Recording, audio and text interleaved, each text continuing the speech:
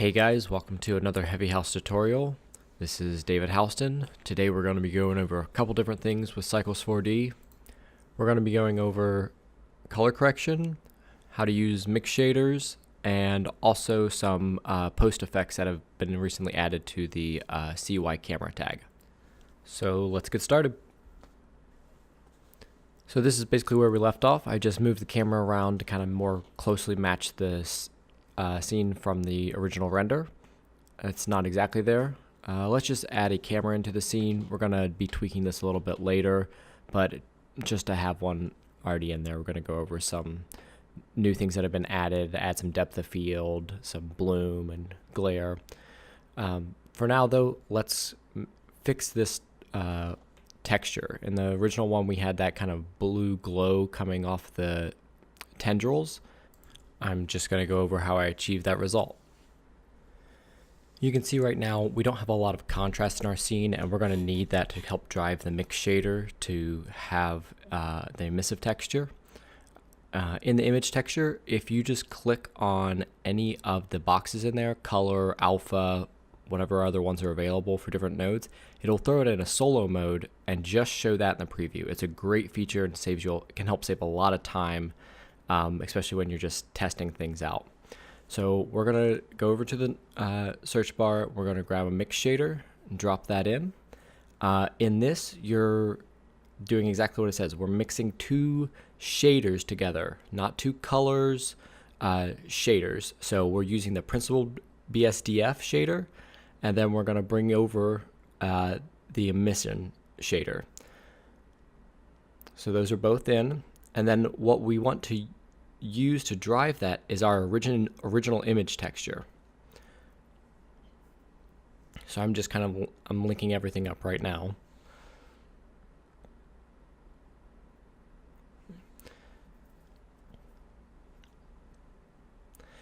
If we look back at our original image texture, you can see since it doesn't have really like bright whites or blacks, when you mix those together, we're going to get a lot of bleed in from the other texture. So again, go over to your nodes.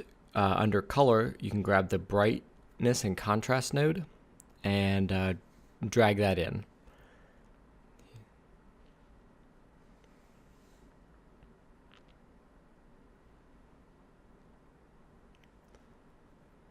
So now if we solo the brightness and contrast, initially it's going to look exactly the same.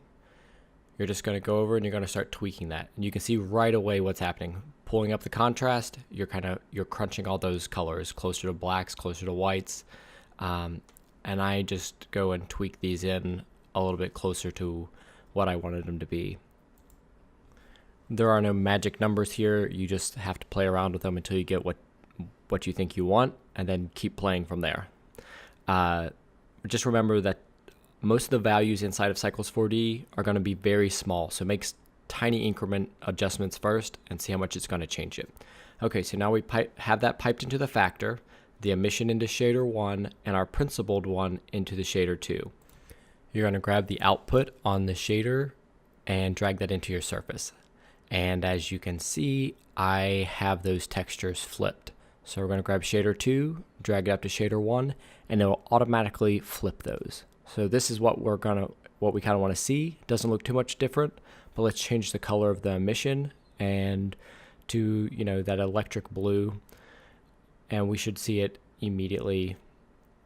There we go. Now that's getting closer to what the scene looks like. It is emissive, so you can pull up the strength of that. We're not going to go too high with this. We're going to get some of that glow through camera effects rather than directly in here. Since we're not trying to light up another object, we're just going to really try to get a nice luminant surface. So in your camera controls, let's add some depth of field to the scene. So we're going to go over to settings, and underneath depth of field, you can just bump up the size of your aperture. Cycles 4D's focus distance is driven by the camera, and so you need to go down to your focus distance and just set that to where you would like it to be focused on. Remember that since this is a small scene, it's not life size at all, these aperture adjustments can be really tiny and you're going to notice a fairly large change. Okay, so in the post effects tab, these are new in the latest version of Cycles 4D. We're going to enable bloom.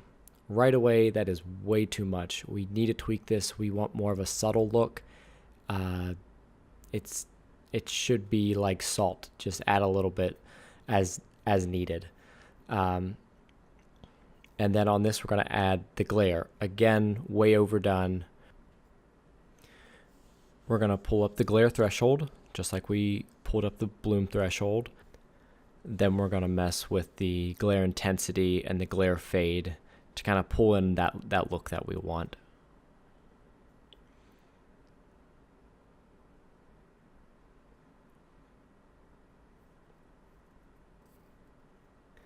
If you toggle these off and on, you can see that the bloom especially is just adding a little bit of glow around the veins. The glare is definitely having a little bit more effect on the camera. It seems to be increasing the contrast in the scene. These new post effects are great, and I think that they can easily be overdone. Not saying that what I have done is perfect or even probably tasteful, but they are great effects and can help you achieve something a little bit easier directly out of the render engine. I hope you guys enjoyed this tutorial. In the next one, we're going to be adding that orange glow emanating from the center. It's going to include a lot more mixed shaders and a couple of nodes that we haven't used yet. Let me know in the comments if you have any questions or comments or anything you would like me to cover in future tutorials. So until next time, later.